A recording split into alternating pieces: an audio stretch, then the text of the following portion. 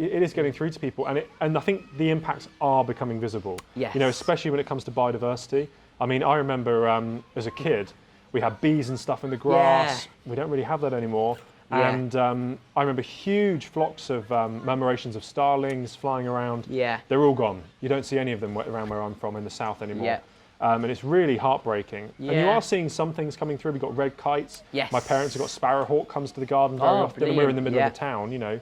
It's not, and as I said, it's not a particularly big garden. Beaver reintroduction but projects. seeing that, yeah, exactly. It's starting to really catch all well, this stuff up. So people are seeing stuff come back, but we're also seeing, starting to realise as people talk about it, the things that are missing. Yeah. And when you sort of mention it to people, they go, actually, yeah, do you know what? I do remember them being those big murmurations. Yeah. Yeah, where have they gone?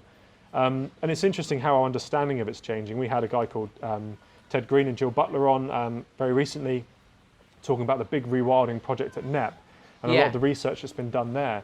And they sort of pointed out that actually, and I read from their advice, I read their book, you know, that points out how a lot of ecology and the range of birds, for example, we say, I can't think of an example off the top of my head, but lots of species we attribute to, say, woodland, actually are not woodland species. That's just the last place they can hang on.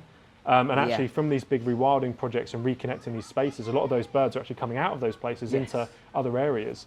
So, and that's really promising because now there's more and more evidence coming forward that actually we've really got to think more holistically about how we heal some of these places. And you actually said exactly what we said on that podcast earlier. You said, you know, we need a mosaic of habitats. Yes. And we do. It's not all deep, dense one woodland. big block of, it's this diverse range of different habitats for different species.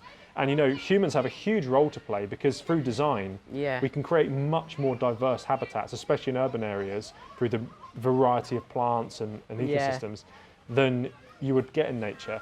You know, but it's about having them connected up and species being able to move through. So it is a really interesting time. Yeah, and one species that you suppose you could talk about is like a golden eagle. Like you tend to just say golden eagles are secluded to the highest mountains in the Scottish Highlands.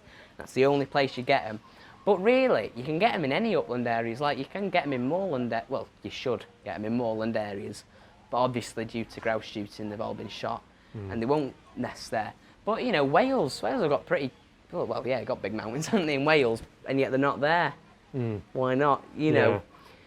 So it's like what you're saying. They're only secluded to the Scottish Islands because it's the only place they can really survive. They should be. Well, it should be on my patch. Them hills are pretty high up. They've got lots of crags on them.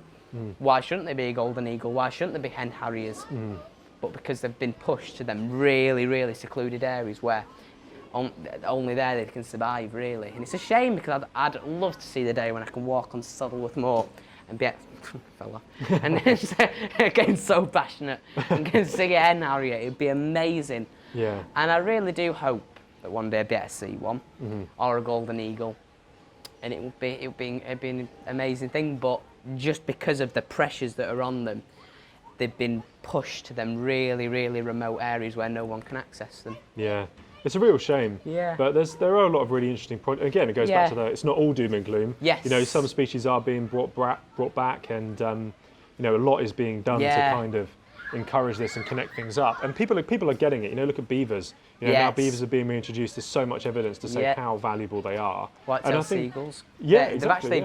There's a maximum number of white-tailed seagulls on the Isle of Mull now. They technically can't have any more. They've done so well that there's too many of them, really. And they've moved into, you know, the Isle of Wight and places like that. It's just incredible. And again, they're bringing them out from the remote Isle of Skye. They're in, you know, Poole Harbour now, you know, it's amazing.